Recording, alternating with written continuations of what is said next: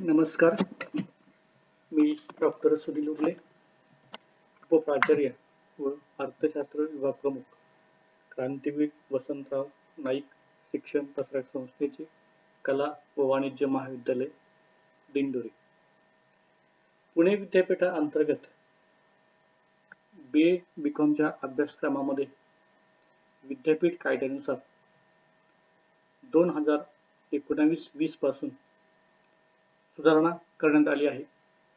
त्या अनुषंगाने 2019 मध्ये प्रथम वर्षाचा अभ्यासक्रम बदलण्यात आला, तर 2020-21 पासून BComचा अभ्यासक्रम बदलण्यात आला. त्याला आपण रिवाइज्ड सिलेबस 2019 पॅटर्न. SY BComला अर्थशास्त्र हा विषय कंपल्सरी असून FY BComला त्याचं टायटल बिझनेस इकॉनॉमिक्स आणि कंसात मायक्रो असं होतं, तर SY BComच्या अर्थशास्त्र विषयाचं टायटल बिझनेस इकॉनॉमिक्स आणि कंसात मॅक्रो असं आहे. गेल्या वर्षापासून विद्यापीठाने सेमिस्टर पद्धत लागू केली आहे. त्यानुसार प्रथम वर्ष यामध्ये आपण 2 सेमिस्टरचा अभ्यास केला. आता SY BComला सुद्धा 2 सेमिस्टर असून त्याची पहिली सेमिस्टर क्रमांक 3 आणि सेमिस्टर क्रमांक 4 अशा 2 सेमिस्टरचा अभ्यास आपण करणार आहोत.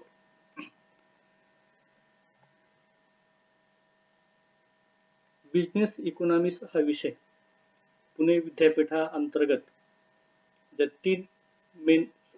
4 फॅकल्टी आहेत, त्या म्हणजे सायन्स आणि टेक्नॉलॉजी, कॉमर्स आणि मॅनेजमेंट, ह्युमॅनिटी आणि इंटरडिसिप्लिनरी स्टडीज. तर त्या अनुषंगाने फॅकल्टी ऑफ कॉमर्स आणि मॅनेजमेंट या अंतर्गत कॉमर्स हा विषय येतो. त्या अंतर्गत चॉईस बेस्ड क्रेडिट सिस्टीम विद्यापीठाने गेल्या वर्षी लागू केलेली आहे आणि त्यानुसार SY BComच्या सेमिस्टर 3 साठी जो सुधारित अभ्यासक्रम आहे त्यावर आपण आज चर्चा करणार आहोत. कॉमर्समध्ये जे मूलभूत विषय आहे त्याच्यामध्ये बिझनेस इकॉनॉमिक्स हा एक मूलभूत विषय असून तो अभ्यासक्रमामध्ये 3 क्रमांकाला आहे. या विषयाचं टायटल आहे बिझनेस इकॉनॉमिक्स कंसामध्ये मॅक्रो म्हणजेच व्यापारी किंवा व्यावसायिक अर्थशास्त्र आणि कंसात स्थूल किंवा समग्रलक्षी. आपल्या ह्या विषयाचा कोर्स कोड आहे 233 आणि आपल्याला या सेमिस्टर 3 मध्ये टोटल 3 क्रेडिट आहे.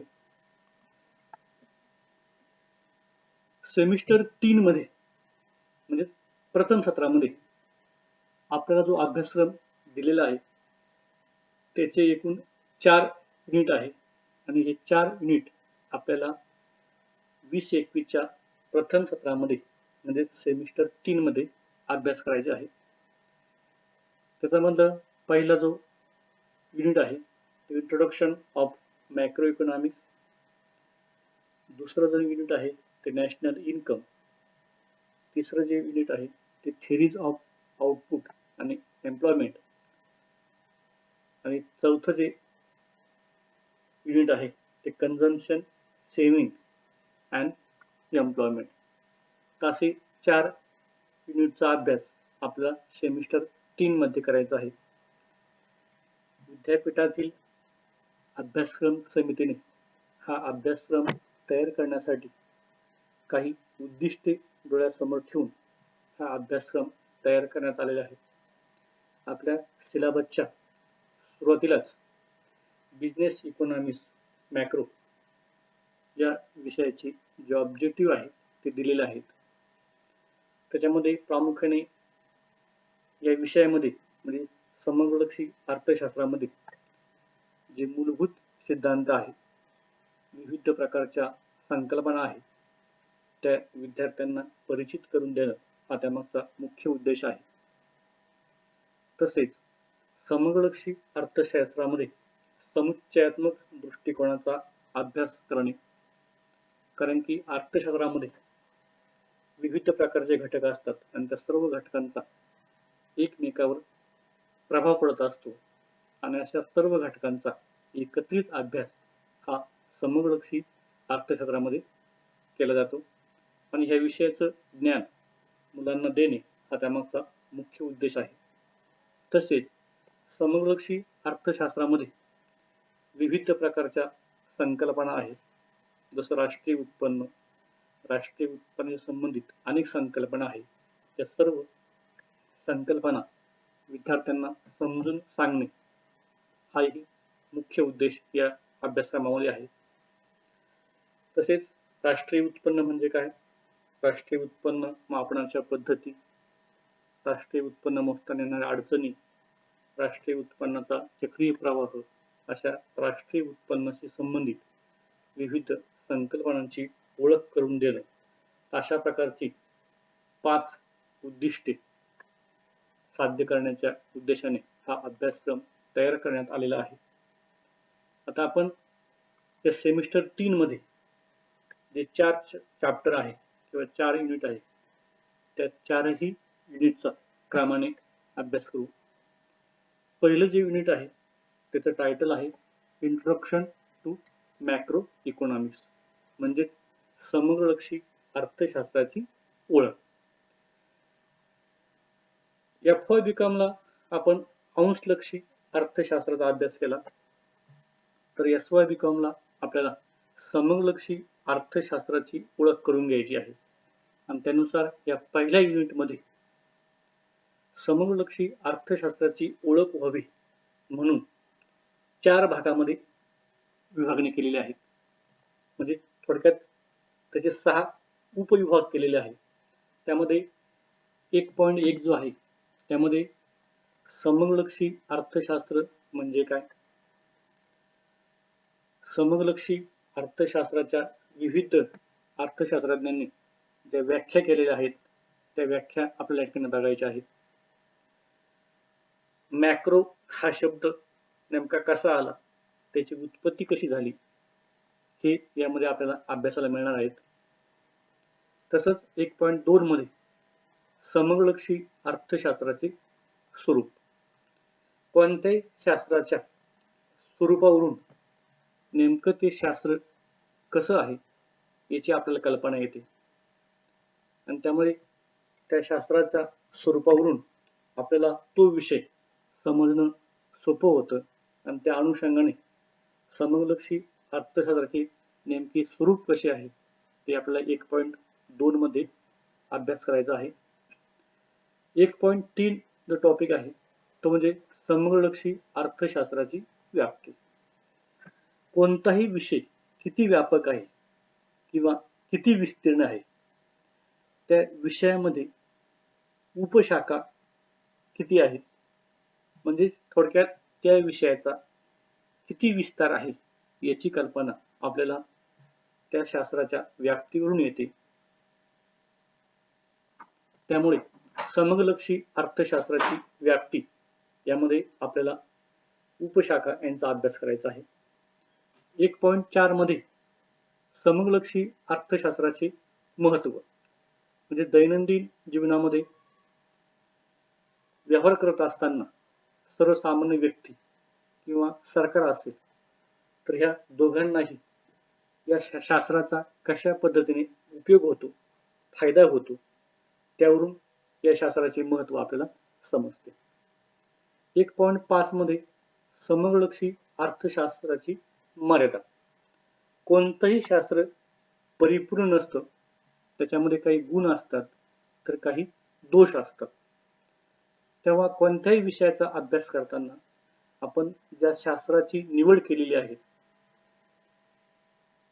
त्यावेळी आपल्याला त्या शास्त्राच्या मर्यादा कोणत्या आहेत हे पण लक्षात घेणं आवश्यक आहे आणि त्या मर्यादा लक्षात घेऊन आपल्याला त्या शास्त्राचा वापर करायचा असतो.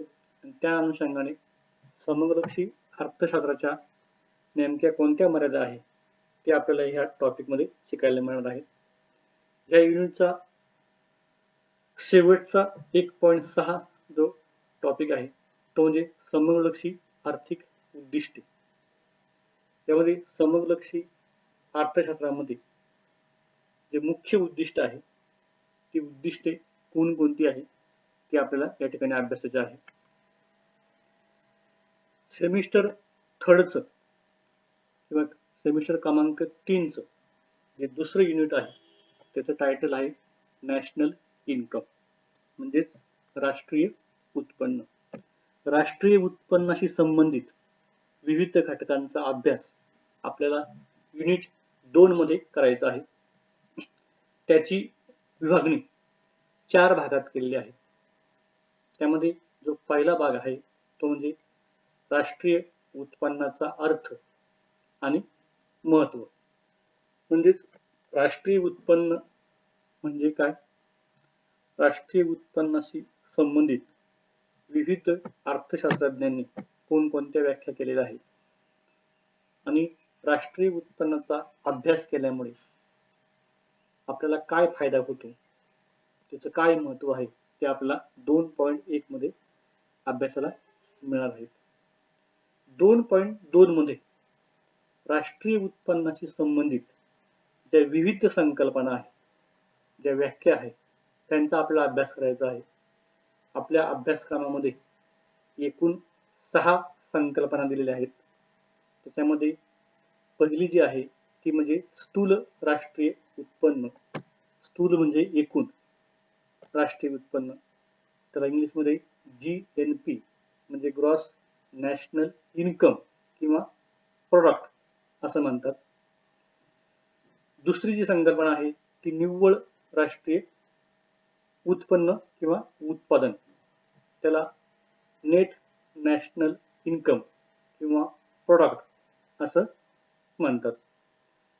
2.2.3 मध्ये जी आहे ती म्हणजे एकूण देशांतर्गत उत्पादन किंवा स्थूल देशांतर्गत उत्पादन, त्याला ग्रॉस डोमेस्टिक प्रोडक्ट म्हणजे GDP असे म्हणतात. चौथी जी संकल्पना आहे ती म्हणजे दरडोई उत्पन्न पर कॅपिटा इन्कम. जसं राष्ट्रीय उत्पन्न ही संकल्पना महत्वाची आहे तसंच दरडोई उत्पन्न म्हणजे देशातील प्रत्येकाच्या वाट्याला येणारे उत्पन्न. जर देशाचे एकूण राष्ट्रीय उत्पन्न देशातील एकूण लोकसंख्येला जर सारख्या प्रमाणात वाटले तर प्रत्येकाच्या वाट्याला जे उत्पन्न येतं आपण त्याला दरडोई उत्पन्न असं म्हणतो.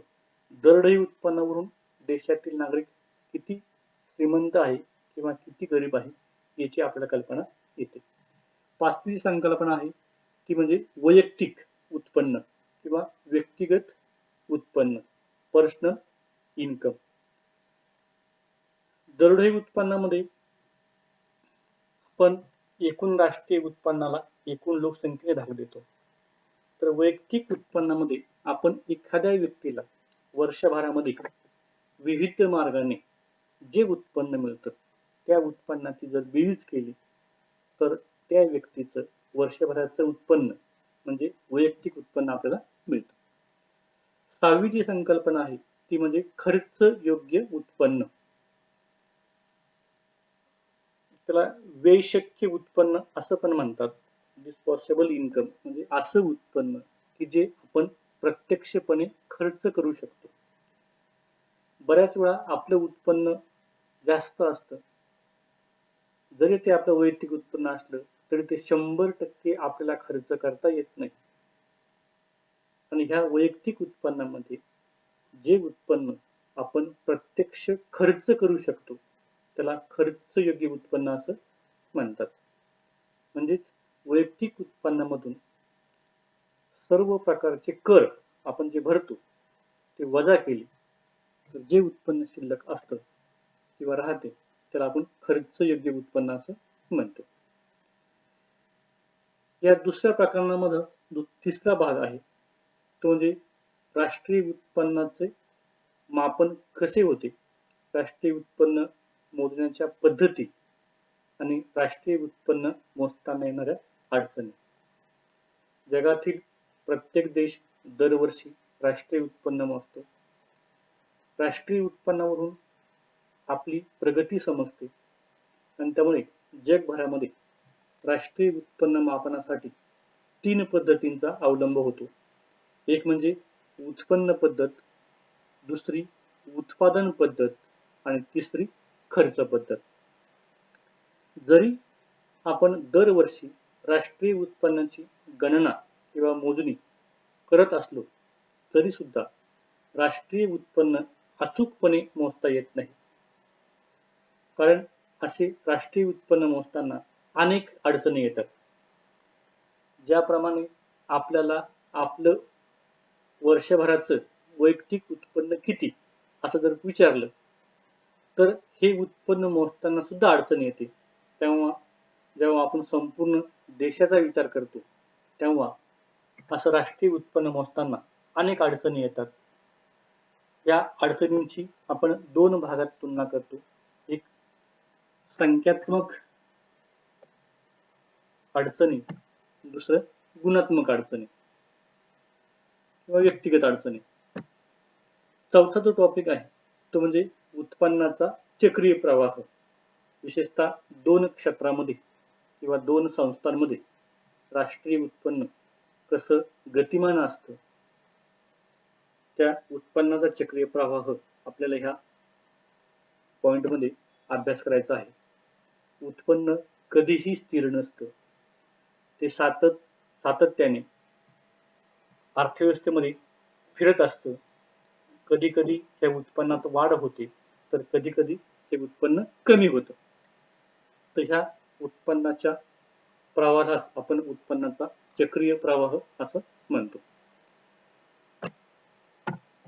तिसरं जे युनिट आहे किंवा तिसरं जे प्रकरण आहे त्याचं टायटल आहे theories of output and employment, म्हणजेच उत्पादन व रोजगार विषयक सिद्धांत.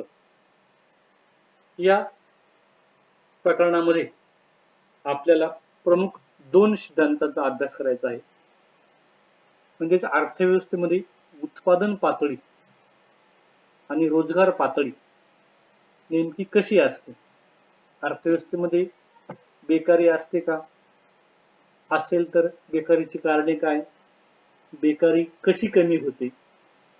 या संदर्भात विविध अर्थशास्त्रज्ञांनी जे सिद्धांत मांडलेले आहेत त्यातील 2 प्रमुख सिद्धांतांचा अभ्यास आपल्याला या प्रकरणामध्ये करायचा आहे. तर त्यामध्ये जो पहिला भाग आहे 3.1 तो म्हणजे रोजगाराचा सनातनवादी सिद्धांत.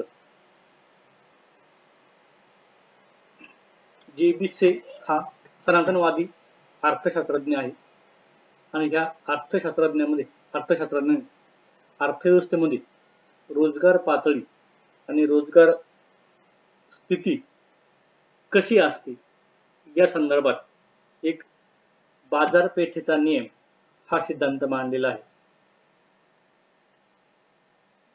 अर्थव्यवस्थेत बेकारी का असते, ती कशी कमी करायची या संदर्भात जे.बी. से या सनातनवादी अर्थशास्त्रज्ञांनी हा सिद्धांत मांडल्यामुळे त्याला रोजगाराचा सनातनवादी सिद्धांत असेही म्हणतात.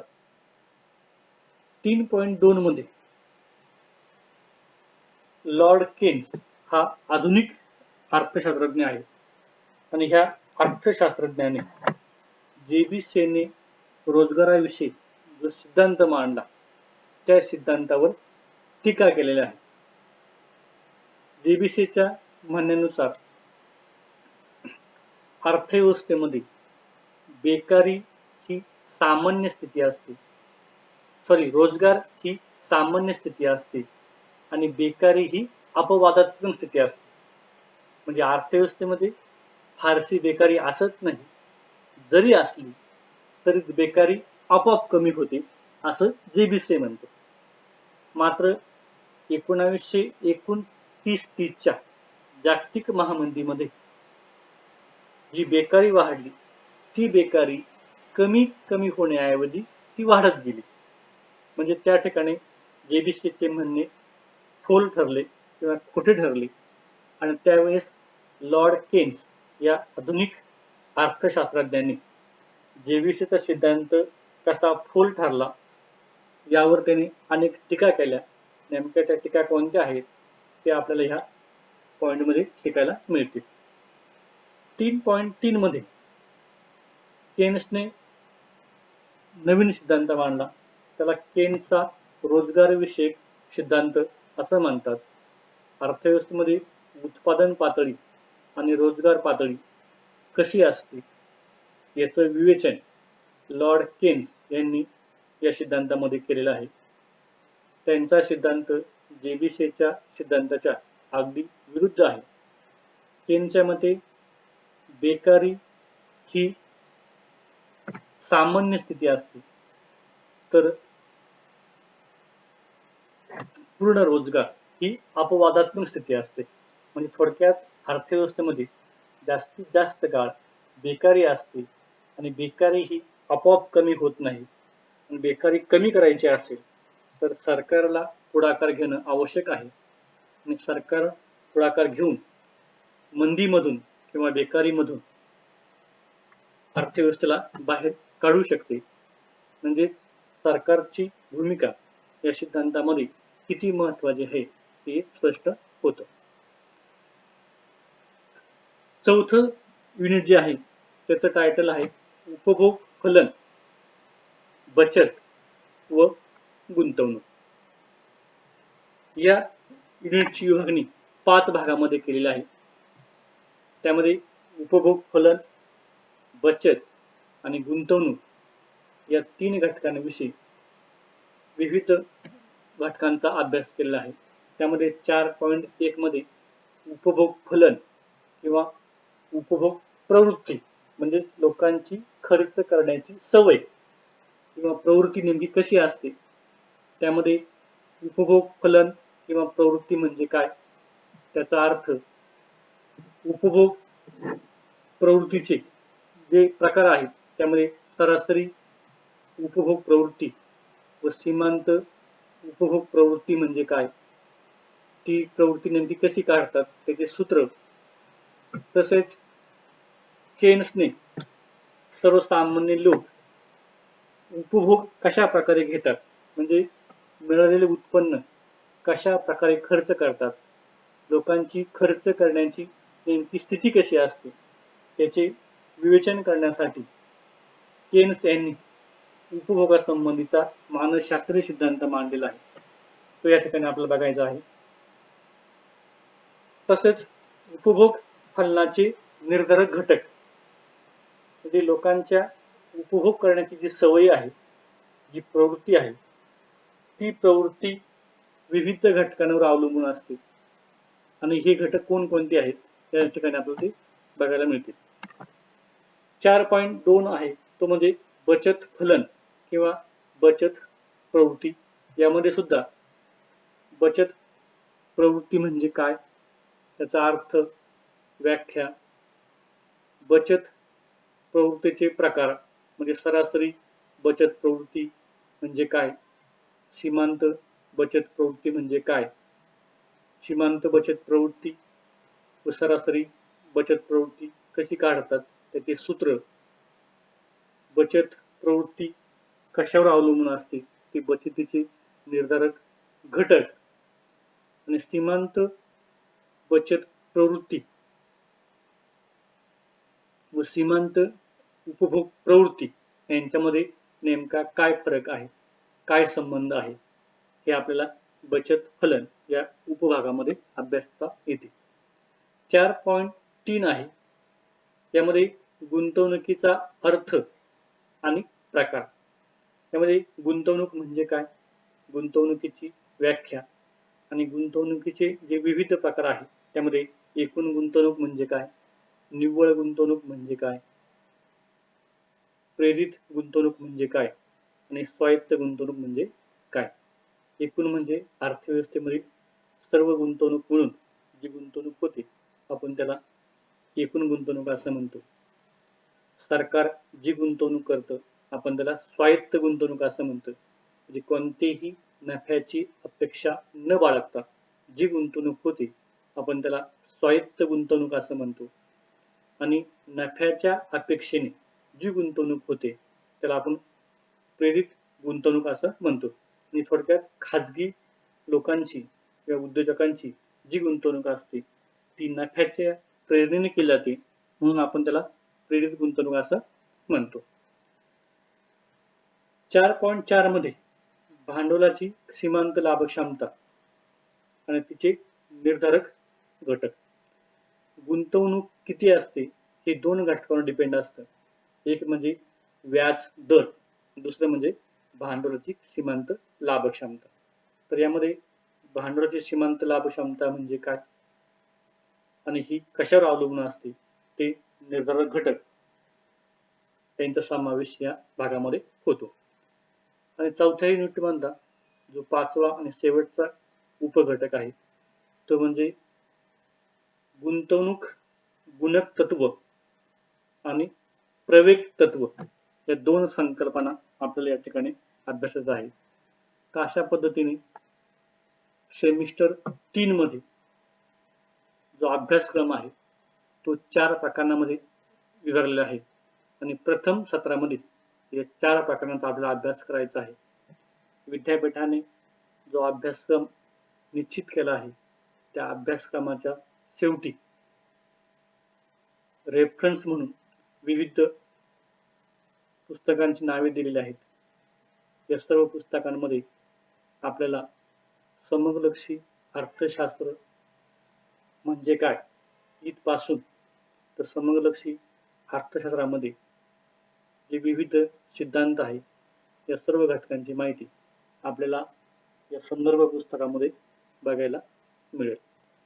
एकंदरीत पहिल्या सत्रामध्ये या 4 प्रकारांचा अभ्यास बिझनेस इकॉनॉमिक्स कंसात मॅक्रो म्हणजे व्यापारी किंवा व्यावसायिक अर्थशास्त्र यामध्ये त्या 4 प्रकारांचा अभ्यास आपल्याला करायचा आहे.